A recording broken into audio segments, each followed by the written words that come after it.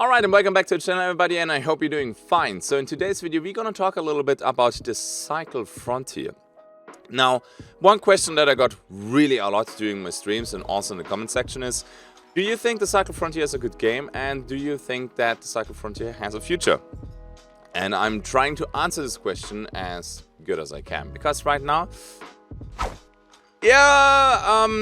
the start was a little bit rough for the cycle. So at first I'm gonna talk a little bit about what is the cycle, and then afterwards I'm gonna talk about the pros and the cons. Always keep in mind this is not a complete summary. I'm always taking a few examples. There's way more that I could talk about it, but I try to focus on the most important things. Alright, let's go.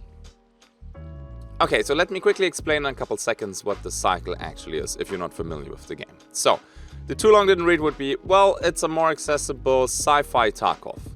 There you go. So what does that mean though, if you're not familiar with the game? It's an extraction-based looter shooter, trying to be a bit more casual, a bit easier than Escape from Tarkov. Make no mistake though, the moment I say it's easier, doesn't really mean the game itself is easy or targeted at a, I only play video games for 1 or 2 hours a week and want to have fun. So this is not the Stardew Valley of the shooter genre. So keep that in mind. Now, you have 2 maps currently. One is Bright Sands, the other one is Fresh and Falls with 17 and 26 players. And you drop on the map. The maps are running, or the servers are actually running, for 6 hours. So this is the big appeal, the one unique selling point of the game. The whole time there is a threat on the server. During these 6 hours, people drop on the map via drop pods, and then they try to get their loot done, get their hunting done and whatnot, and then they try to extract with the dropship. Once somebody dies or extracts, the server is getting filled up by new people. So this is not like Hunt or Escape from Tarkov or Marauders. The moment I know that I killed a certain amount of people, I know that I'm alone and I can do some farming and have a chill time. That's not the case in the cycle, and I think this is something that I did not really encounter in these type of games yet, and I think it's a very cool system. So there you go, this is the Cycle Frontier. The too long didn't read, I explain it in a couple seconds. Now, let's talk about the pros and cons.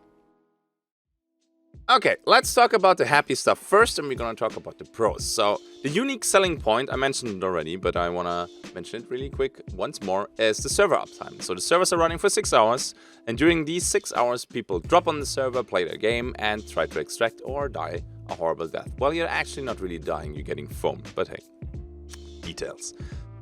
And this is something that is absolutely amazing. I recently started playing Escape from Tarkov again, and it really made me appreciate this.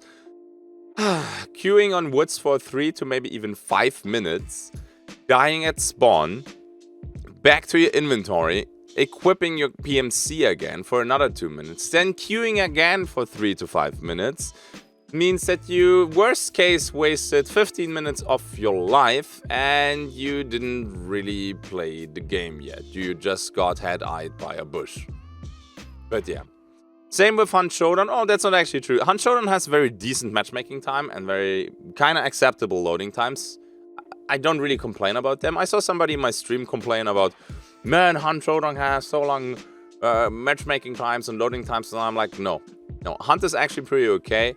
Tarkov is bad, and the cycle is great. Like, there is no loading time. The loading time gets, of course, a little bit covered by the drop animation, but still, not wasting so much time with queuing and loading is a really strong argument for the cycle. So server uptime is a thumbs up. The next one is the inventory management. So the inventory management in the cycle is, well, again, I'm gonna take another game, like for example, Escape from Tarkov. It's weight and space. In the cycle, it's only weight. So you either have the weight available in your backpack or you don't. So you don't have this backpack in a backpack with, there's a rig inside there, and then you have to shift an item left, right, rotate it so it's fitting in the back, and you don't have this. You don't have this. You just pick shit up and that's it. Alright, so it's very simple. You either have enough in your backpack or in your safety pocket to carry this item, or you just need to go to the gym again and get more strength. No, I'm just kidding. The next thing is it's an easier EFT. You hear this non-stop wherever you go. If you go to the reviews on the Steam store page, it's always this. The thing is though, just because it's easier, which is true actually, you can play the Cycle Frontier for a week, a couple evenings, and you know what's going on. All right, you're not perfect. You still lack the map knowledge and whatever. But if I send you into Escape from Tarkov, and you're playing that one for a week, you have no idea what the fuck is going on. You might learn a few extractions by now and might start to summarize the map. So that's it. But I still want to tell you guys that although people call it easier, that does not mean that it's easy. The next thing is the onboarding. That was really pleasant, like the tutorial and the little quest chain at the beginning. It explains what you have to do, it explains where everything is, it shows you the vendors, and it just works. And it's just covering all the necessities without being stretched out too long. I really enjoyed that one, and I think this is a very good touch to the game. The next thing is the 0 to hero, because people always ask me, what happens if I run out of K-marks, like the currency of the game? Can I not play the game anymore? Well, there is actually always a way to get geared in this game. I tried it a couple times myself. You just drop with a knife. Simple as that. And then you loot the map, you loot the ammo boxes, there is a few gun spawns, and you just take that stuff and have a good time with that. For just some loot runs and getting, again, a little bit of money, this is totally sufficient. This is way harder in other games. You can do whole evenings only 0 to hero, and you do have quite a fair chance of survival. So this is a big plus in my opinion. Then the next one is the fast-paced PvP. You do get way more PvP in the cycle, in my opinion, if you're actually looking for it, compared to other games that are in the same style, like these looter-based extraction shooters or looter shooters. If we have a look at, I would say, DayZ or even Escape from Tarkov, and maybe even Hunt Showdown, although Hunt Showdown has more PvP in my opinion. There are, of course, exceptions, because I can already see the comment section.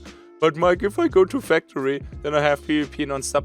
Yeah, that's true, but you're not spending your whole... Well, maybe you do spend your whole week in the Factory, but if you go, for example, on Woods late wipe, then PvP is kind of rare.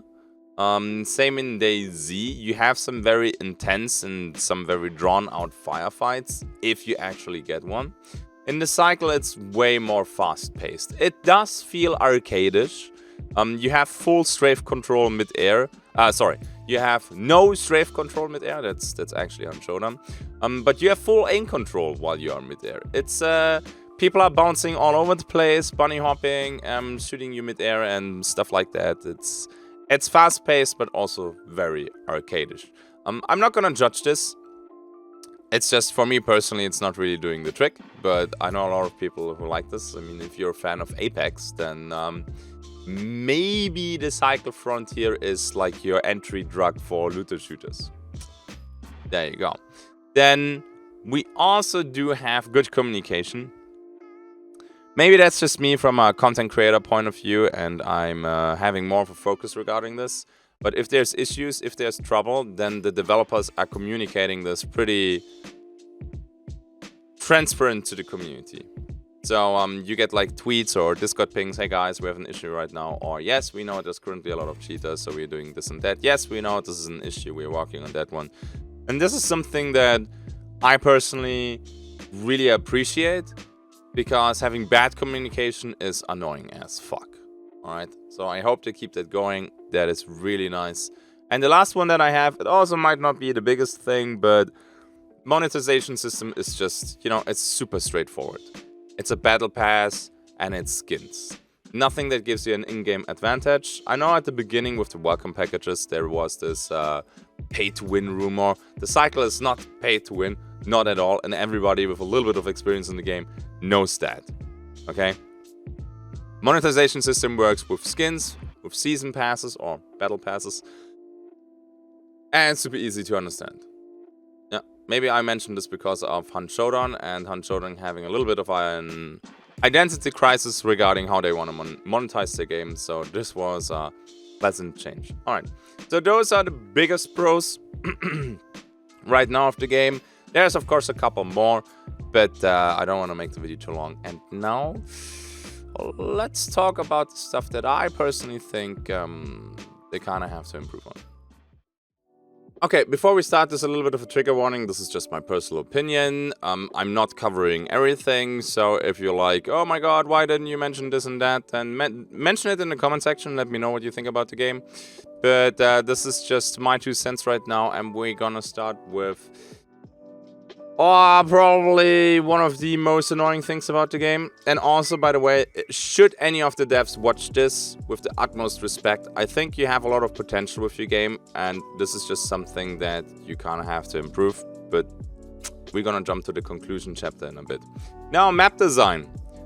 It's not great.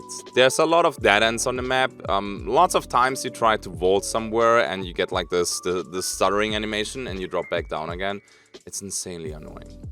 So many times it's absolutely interrupting the flow of movement and the flow of combat. There is like, if you have the high ground in this game, you tag somebody with a sniper rifle and you want to punish him and push him and finish him off. The pathing you have to take sometimes to reach these people is super far. There's not a lot of shortcuts, and you feel it that this map was designed for the OG the cycler, and I think they have jetpacks over there, if I remember this correctly. That would explain a lot. They are working on it, but it's still so far from being good. Especially when you play maps like, for example, from Hunt Showdown, super detailed with a lot of cheeky angles, but the flow of combat and the flow of movement is just so great. Of course, the verticality, especially on crash and falls, is making all of this a little bit difficult. But you get tagged somewhere and you try to retreat and you can't. There's either a cliff, and when you fall down and take the drop damage or the fall damage, you're dead, or you're caught like a little rat in a corner. It just feels weird. So I really, truly hope that the map will get lots of reworks, because it needs it. The next thing is the audio design. Now, I'm not going into too much regarding how the gun sounds, because they're futuristic guns and of course they have their unique sounds, and I think actually like animations for the guns and everything, they're actually pretty cool. It's more about the environment. Now, sometimes your footsteps are not centered on your character and they sound next to you. And you get a little heart attack because you think that bush right there, it's gonna trench gun me any second. That's bad. Also, when you're close to like some rock formations and stuff like that, and some pebbles are moving, it does not sound like you're actually triggering this audio event. And it's weird. So it's not really centered on the character. Lots of games actually have this issue. Also in Marauders, or for example even Escape from Tarkov, you struggle with this, my dear devs. Of course I'm spoiled, because whenever people ask me, yeah,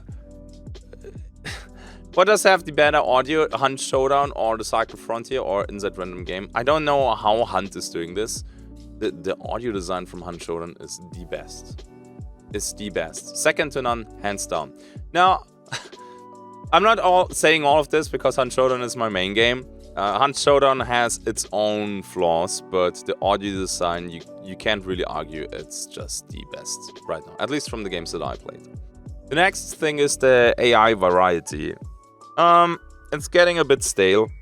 You have like your Striders, your Rattlers, and you have the Blast Ticks, and you have the Marauders, and that's it.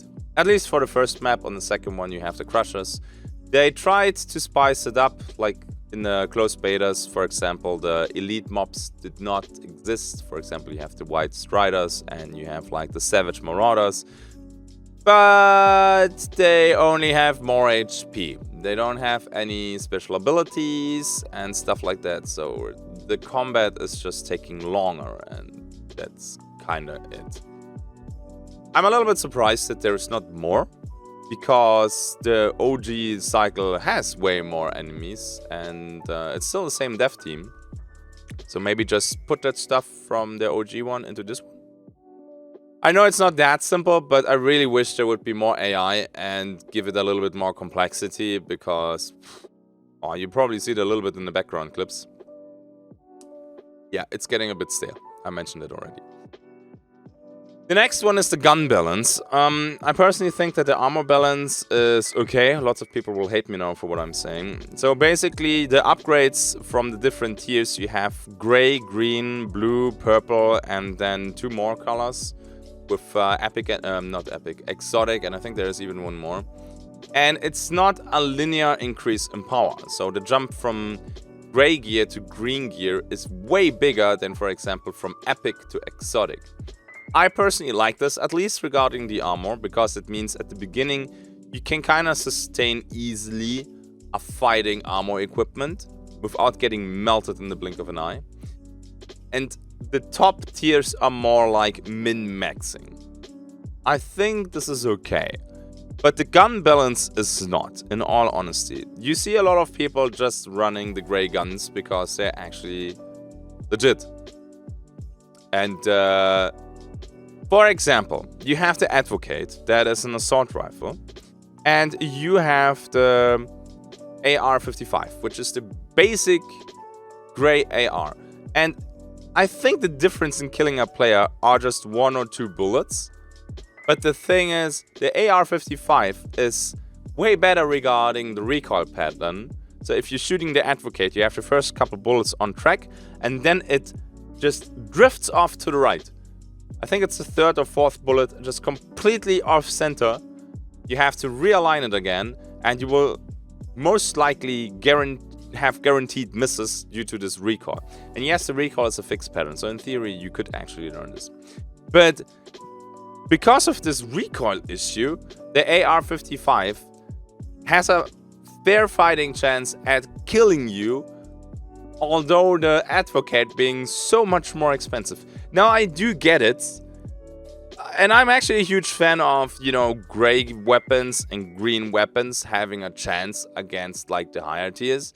I don't want, just because you carry purple gear, you can stomp everybody. I think that's a shit mechanic, to be completely honest. The moment you queue into the game, you always should have a fighting chance. This right now is too extreme. Why should I pay for a gun that costs 10 times or even 50 times, I don't know, the price, when the advantage in PvP is so little? Like, it feels like you're buying all these high tier guns just to having an easier time in PvE, to farm more materials, to have it even easier in PvE. Now you can of course argue, alright, who fucking cares? Isn't it a nice balance system that everybody has a fighting chance in PvP? But if you really want to farm the high tier AI, then you basically have to pick the purple stuff. I don't know, it feels for me personally kind of flawed that the high tier guns are... Yeah, I don't know. The Manticore, for example, is it costs 9,000 K marks. It's a green tier weapon, and I swear to God, that thing is meta. It's absolutely insane. Lots of people are running it. It might not be meta, but you see this everywhere. Regarding cost effectiveness, it's one of the most ridiculous guns in the game right now. So gun balance is definitely something that they have to address. The next thing is cheaters. Let me show you this real quick. Hit one. Okay.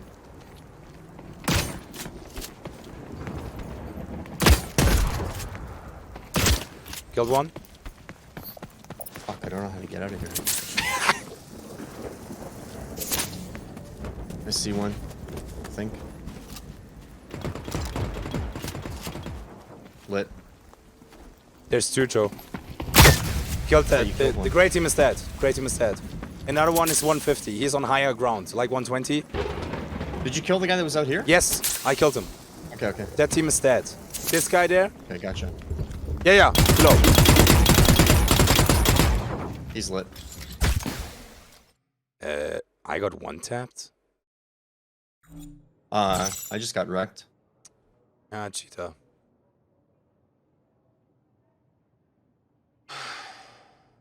At 7:30, after 3 hours of sleep, brought the little one to kindergarten. I come home, 5 minutes later, kindergarten calls. Yeah, the little one puked all over the floor. All right, so going. Oh, nice, dude. Oh, the fuck? Classic. Okay. Are you okay? That's a cheater. I'm dead. Yeah, I'm dead too. Yep. Yeah. Okay. Well, that one is probably without a doubt a cheat.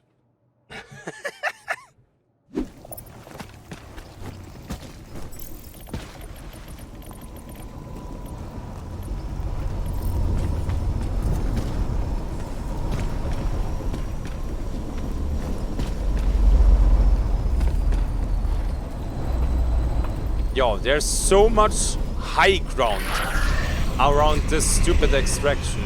Yeah, that's so dangerous. Especially with like grenades in their current state.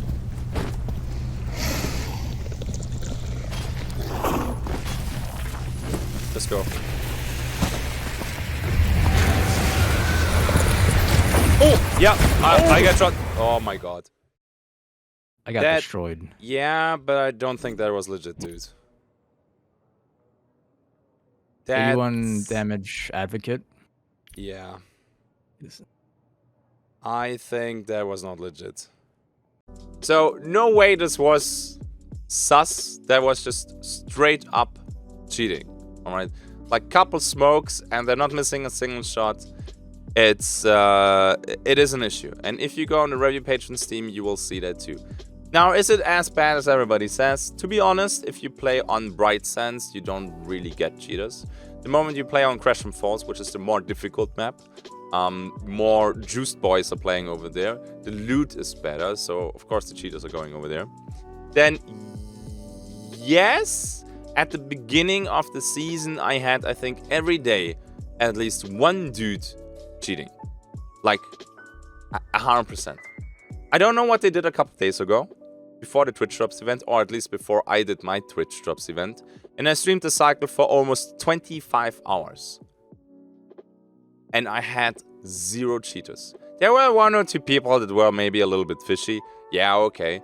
But these blatantly, obvious cheating assholes, no, not a single one. So I don't know what they did, but I hope they keep tweaking this, because otherwise the experience of the cycle is not that fun. Then we talked about the cheaters. What else is there? The attachment system is a nightmare. And it's so sad because you have no queue times. You can basically play non-stop, just drop on the map, have fun. But if you want to equip your guns just with the gray attachments, it's horrible. You have to run to the different vendors if you want to play the faction-based guns like a Shatter gun or, for example, the Manticore. Then you buy there the upgrades and you have to buy every single one. Then they're not sorted in the same way. So the attachments are in different spots depending on which vendor you use. Then you can only get the gray sniper rifle, the C32, which is absolutely bonkers, only at one vendor and not at the other one. So you have to run to that one too. Boy, it's getting exhausting. Now you, of course, but Mike, why don't you just buy 20 attachments, like 20 grips, 20 scopes, 20 mags, and you do it once at the beginning of the stream, and then you always just quickly equip it and that's it? Well, nice idea. The problem is that they don't stack. So you have a slot-based stash system. So if you buy 50 attachments, you use up 50 slots from your stash.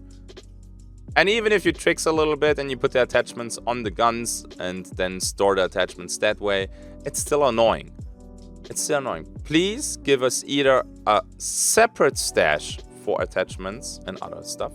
I mean, it's the same with the keycards, honestly. You're just trashing your inventory with that. And let us stack like that in pairs of 10. Also, please give the attachments different icons. Every mag icon is the same. Doesn't matter if it's medium extended, doesn't matter if it's light, quick draw, they're all the same. So that would be a really, really nice change. The next thing is the PvP, especially when you're 1v 3.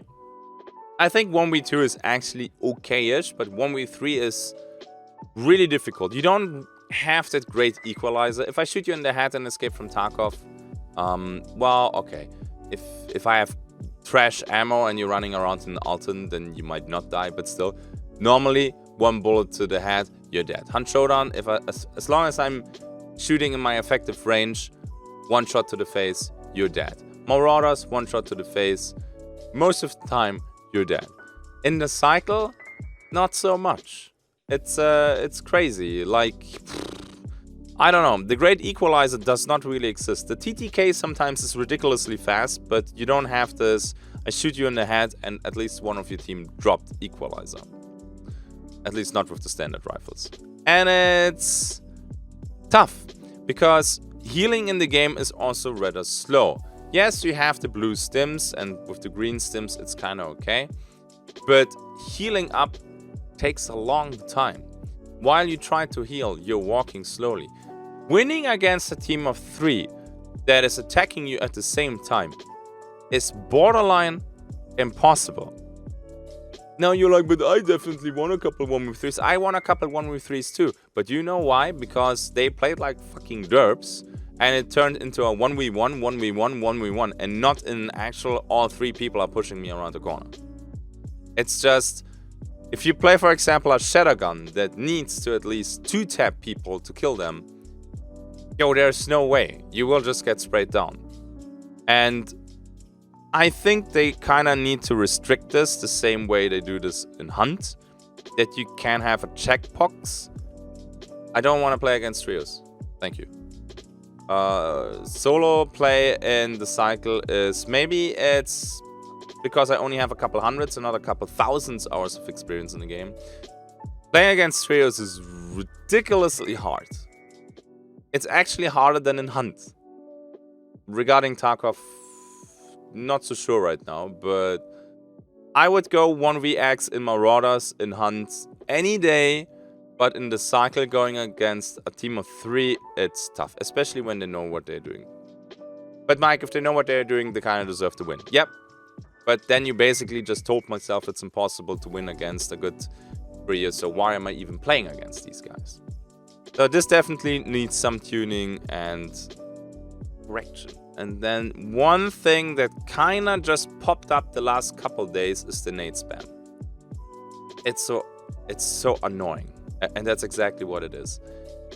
Grenades in this game are ridiculously strong. You can toss them super fast, a lot of them. You can literally make it rain, and the reaction time for the enemy team is short. Now, if you see, of course, them tossing it, you have enough time to react because they have the red line. You will see it, that's fine. But if you get tagged and you take cover, and they are tossing the nade from far away, you will...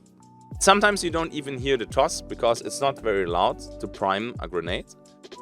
And if the toss is going far, that thing drops and immediately explodes. And it's not really fun to play against this. I'm not even gonna mention like people waiting now or like checking extractions, going in with 10 or 15 nades and just absolutely bombard the extraction. Sure, just leave the extraction, let them waste their nades, and you're safe. So there's definitely, you know, you can play against it. It's just so annoying. So annoying. They kind of have to limit this. Either make grenades consume stamina, so you can only toss 2. And then there's also a drawback, because then you can't sprint anymore. Give people a grenade belt, which limits basically the slots, so you can only carry 3 nades max of each type. I don't know. But the nade spam right now is really an issue. Then we have the MMR system. The MMR system is based on your average extraction value, which from a lore point of view, I think there's a little bit more, by the way, than just the average extraction value. From a lore point of view, it makes, of course, sense, because you're playing a prospector, and how good you are at prospecting basically means how much loot can you get from the planet. So from a lore point, this is fine, but from a skill-based matchmaking, this is so fucking far off. I can red around, get some focus crystals on Bright Sands, have probably on average a 60k extraction value, which is nice for Bright Sands, to be honest. I mean, of course, some people get 100k, 100k plus, but that's kind of rare. And then the game tells me that I'm good. But I don't know how to play PvP, and I get absolutely destroyed by a few people then. They need a skill-based matchmaking, and they don't need an extraction value thingy there. This is an odd choice. And I feel it in my gameplay, to be honest, that sometimes I play against absolute cracks. Really good at the game. Not cheating.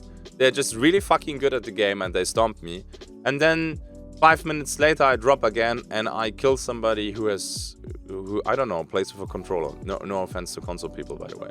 It's crazy. It's not really working out that well. Then I think we're almost done here. It's already taking way too long. No, I think this is the biggest stuff. I have one more chapter actually. And this is now happening on the fly. I want to talk about a few things that are a conclusion regarding the game. So give me a couple more minutes. Okay, we have one or two more topics before I start with the conclusion. And the first thing is the armor system. Now, I talked about it already. And I know it's an issue for a lot of people. I think it's okay right now. It might not be perfect, but it's in a good spot. Alright? You can farm the materials for green and blue armor cost efficiently, well, time efficiently too. And once you have like at least the blue armor, you can fight everybody. Alright? I know lots of people, and I see that also some the Cycle Frontier partners actually. They want to have their purple gear and they want to have a huge advantage because they have the purple gear. I think that's bad. I think that's bad. Once you have these walking tanks just stomping everybody, honestly, if I play much better than you, I should win, and the gear doesn't matter. That kind of means they have to adjust the gun balance though, because that thing is just off regarding, I don't know, a mile away, dude. But I still, at the end of the day, want at least green stuff to be able to compete.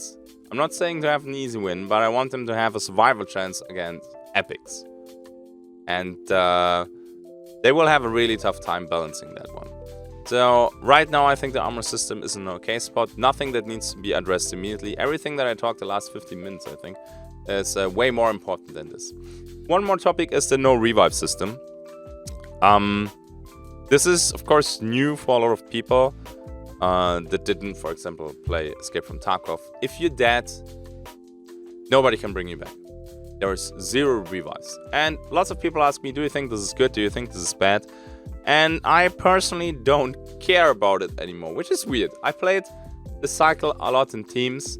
And the biggest issue that you have when you play these no revive games in multiplayer games, what happens if you die at the beginning?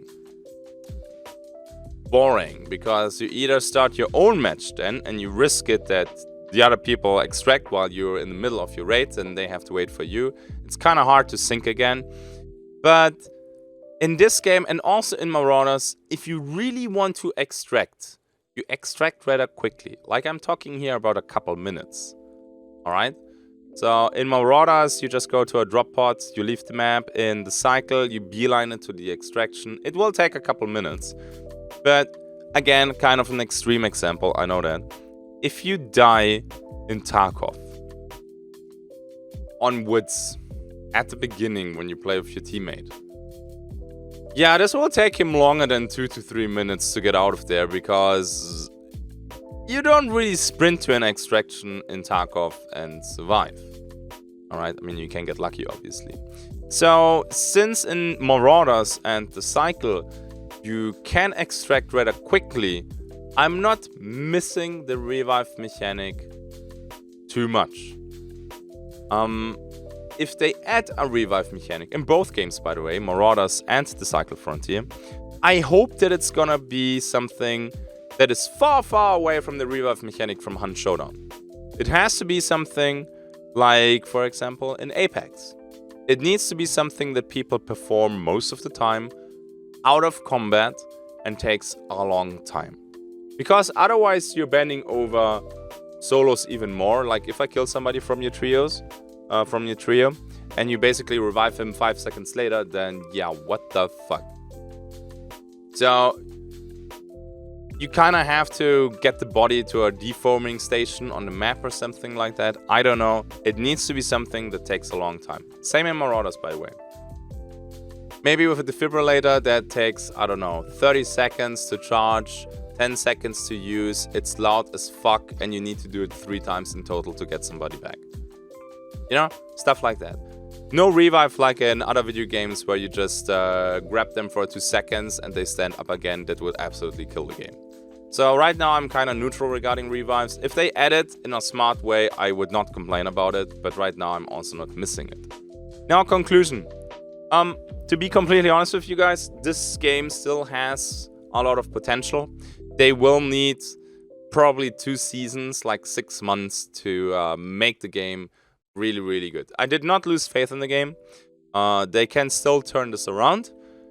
They are currently sitting, I think, at 66 was the last time of 66% positive reviews, which is not great. But I always like to mention Hunt Showdown then.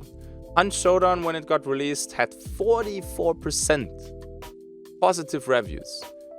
This is normally a point that you almost do not recover from. And this is what we have right now.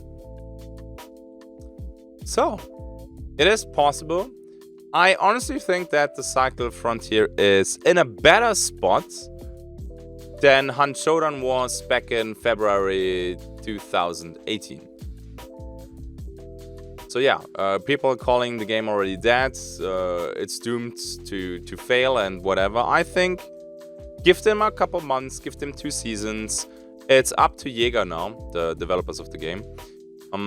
If they listen to the community and make some good changes, because not every change to the community wants to see makes sense, the game has a lot of potential. It really does.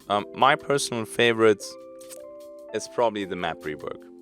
Map rework, attachment rework, and some 1v3 balancing, and dude, I would be way, way, way more happy. Happier? More happy? You know what I mean with this game. Alright, so that's the conclusion. That's my first impression. Pros and cons, what's wrong with the cycle, and does it have a future? I hope you enjoyed this video, and I see you guys in the next one. Let's roll the outro. Mr. Streamer likes to listen to his own voice a lot. That's why Mr. Streamer's videos are so goddamn long. Honestly, there was just a lot to discuss, and I didn't even talk about the crafting yet, which probably deserves its own video. People who are without any discussion amazing individuals can be seen here, my patrons. Thank you for your support, my friends. Thank you for watching. Next the cycle video will be gameplay again, hopefully soon, and see you next one. Until then, have a good day, and bye bye.